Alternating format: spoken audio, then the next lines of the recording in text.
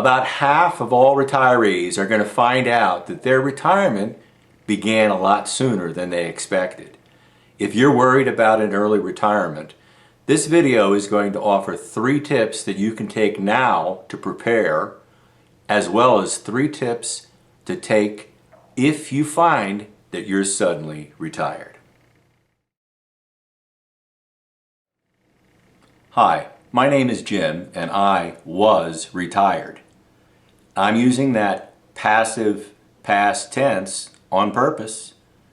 I didn't retire, I was retired.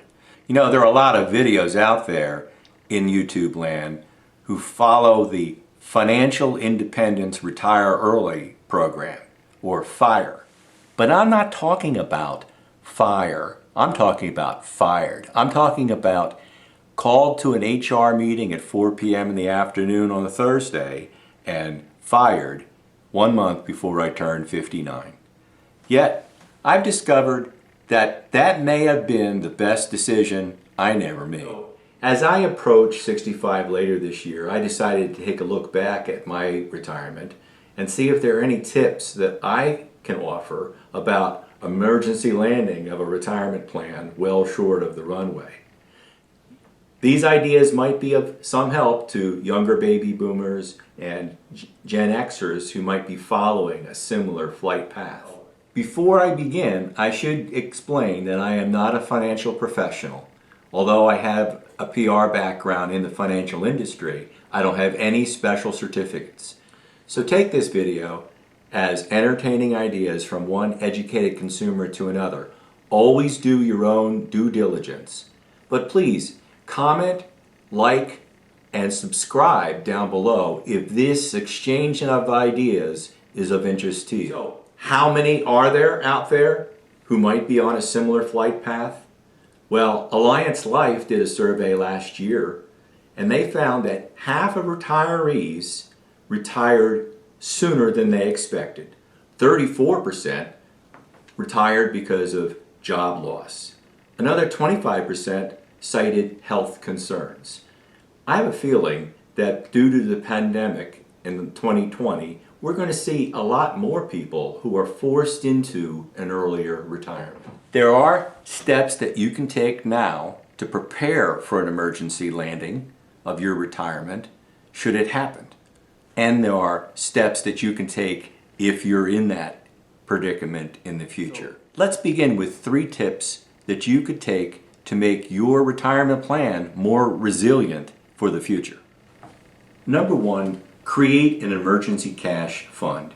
You should have at least 1 to 3 years worth of expenses put away in safe bank accounts so that you can tap that asset before your long-term retirement assets. Now, in my case, my children were exiting their college years, and I had already put away money through the college years to make sure tuition was ready to be paid each semester.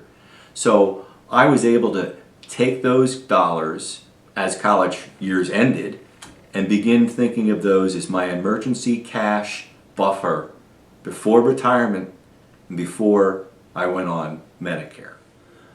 I know 1 to 3 years is a lot of cash to put aside.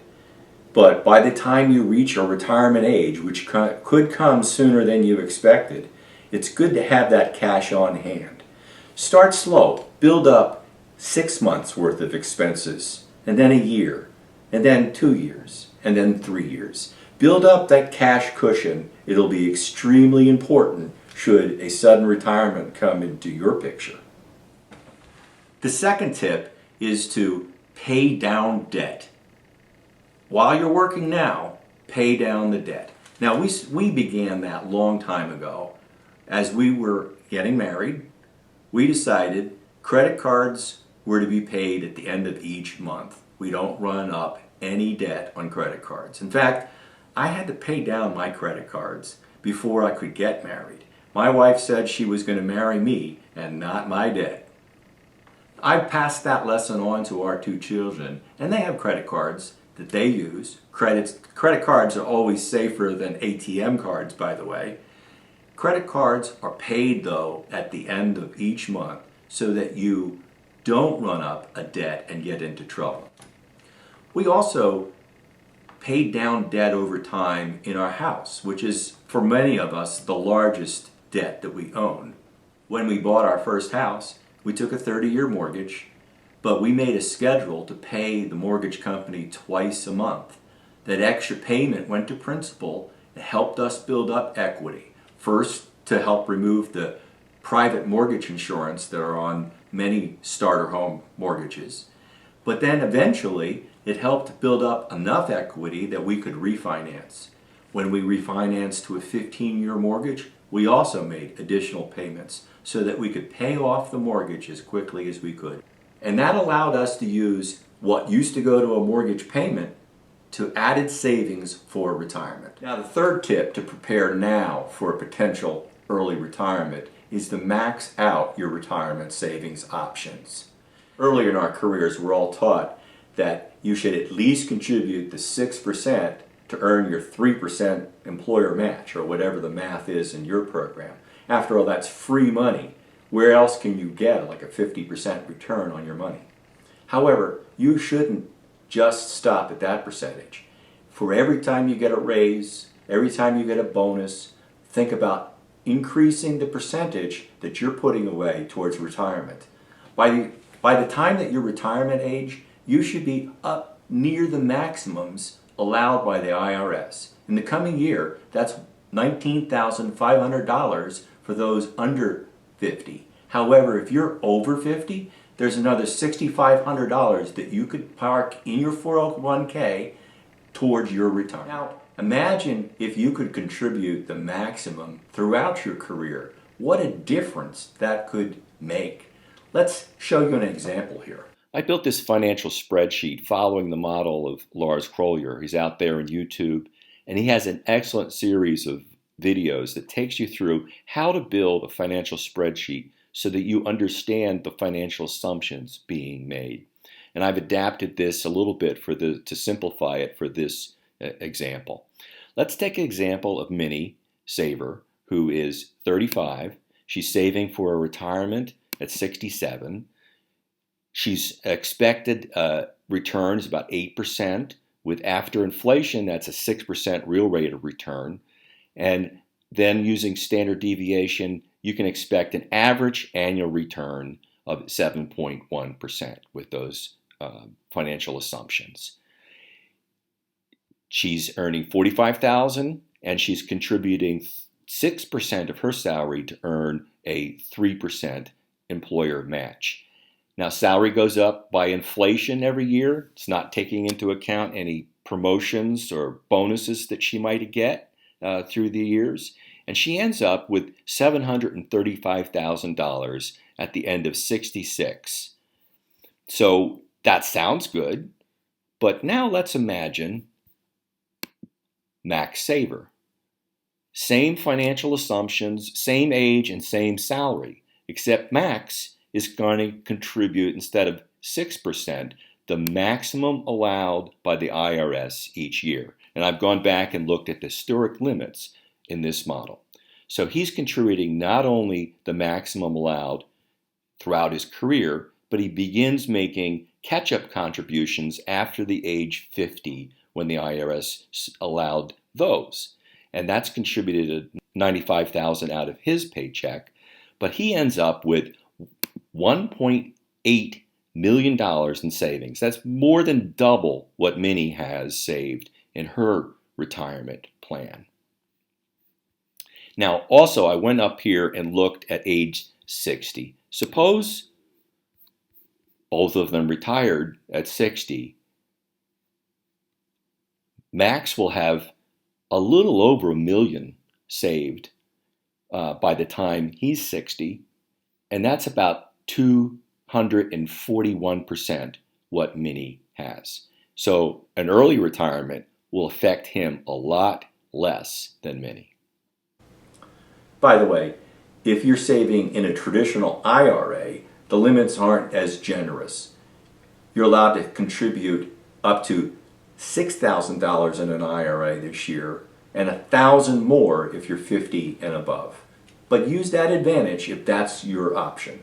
there are 3 more tips that I found in the last 5 years on how you can manage through a forced early retirement. Number 1, get a budget. Now in my case, I had been tracking expenses, but not that carefully. I had been using Quicken for my checking account, but credit cards, I often didn't split, and I would just label them miscellaneous. So when I look back at 2015, the year I retired, I discovered that miscellaneous was 35% of my spending. And miscellaneous can't be one of your biggest pie slices. So I've gotten a lot better, and since then I've added my credit cards to Quicken, so I'm automatically using the categories that the credit card assigns to transactions and tracking expenses that way. Last year, in 2020, miscellaneous was 3% of my total expenses. That kind of detail will allow you to do a better job of building a bottom-up estimate of what you really need every year for your retirement. Many financial planners recommend that you start with an estimate of 85% of your pre-retirement salary. However, that's a very rough rule of thumb, and a detailed bottom-up estimate is a lot more accurate. The second tip to keep in mind is healthcare costs. We started by switching from the group insurance to COBRA because our children were on the plan and they needed their benefits too. However, it was an expensive option. COBRA asks you to pay not only your share, but the employer's share and an administrative fee on top of that. It's about 103% of the cost of healthcare. It was needed, in my case, for the first little bit while the children were still on the plan. Once the children got their own benefits with full-time jobs, we were able to go to the Affordable Care Act. You at least should consider taking a look at who's on your plan and what kind of benefits, premium supports you might receive under an ACA plan to see if that makes better sense than COBRA for you. The third thing you need to think about as you enter an early retirement is, what is your retirement withdrawal plan look like? You're changing from an accumulation to a decumulation of your retirement savings. If you are over the age of 55 but below the age of 59 and a half, there's a special thing that you need to consider called the Rule of 55. You're allowed to tap your employer's retirement savings plan, the last plan, after the age of 55 without a 10% penalty. The rest of your plans, your IRAs, are all still subject to a 10% penalty if you take out retirement savings prior to the age of 59 and a half. Once you look at all of the available assets that you have for retirement, including any assets that you may have because of the Rule of 55, you need to consider what is your withdrawal strategy. Some people use a simple 4% rule to decide how much they should withdraw from their retirement savings in their retirement years. It's a very simple formula. You take everything that you've saved in your retirement savings and times it by 4%, and that's what you should withdraw. But I recommend using your bottom-up estimate of expenses and then build a strategic withdrawal plan to cover those expenses. You may find that you need to go over the 4% in the early years to cover, for instance, health care. So you may decide to take out more from retirement savings in the early years while you wait for Social Security and a pension to kick in later. And that'll be okay as long as it's mapped out strategically. And that also comes to, when are you going to turn on a pension if you have one, or Social Security? Obviously, waiting until a pension is fully vested is the best choice. So in my case, I'm waiting until 65 for pension dollars to start. And for Social Security, because it builds up over the full retirement age to age 70, I'm going to wait until 70 for the maximum benefits that I can receive. For those born 1960 and later, the full retirement age is 67. but you'll earn another 8% a year up to the age of 70 for leaving the benefits growing in the Social Security fund. If you can wait until 70, it's the best investment for a longevity plan around. You'll earn 8% a year, and I don't know many fixed income investments that would earn 8%. That's the best option if you can afford it. I plan to offer additional ideas of lessons that I've learned from my unscheduled retirement. That's why I'm calling this series I Was Retired. But as I said at the beginning of the video, it's the best decision that I never made. Please click, like, comment below, and I'll see you next time. Bye, folks.